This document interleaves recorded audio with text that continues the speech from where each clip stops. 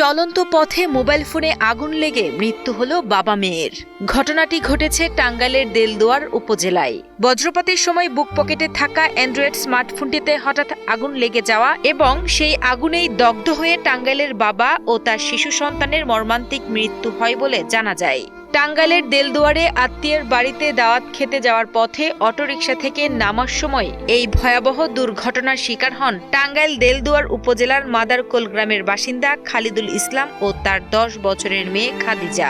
খালিদুর রহমান মেয়েকে কোলে নিয়ে অটো থেকে নামার পরপরই বজ্রপাতের শিকার হয়। এই বজ্রপাতে তাদের পকেটে থাকা মোবাইলটা ফেটে যায়। ফেটে চৌচির হয়ে তাদের বুকে এবং মেয়ের বুকে আঘাত লাগে।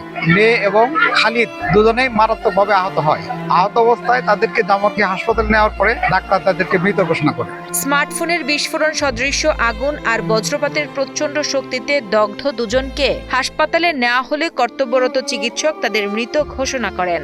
অভাবনীয় এই দুর্ঘটনায় নিহতের পরিবার সহ পুরো এলাকায় নেমে এসেছে শোকের ছায়া। আমার হৃদয়কে অনেক নাড়া দিছে। আসলে আমি আমার জীবনের প্রথম দেখলাম যে বজ্রপাতে মানুষ মারা যায়। যখন আমি লাশটা নামাইলাম এই সময় আমার ভিতরটা ফাইটে গেছিল।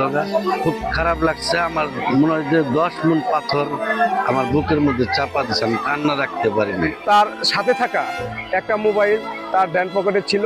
বিদ্যুৎ চমকানোর কারণেই তারা এই বজ্রপাতের কারণে তাদের উভয়েরই মৃত্যু হয়েছে।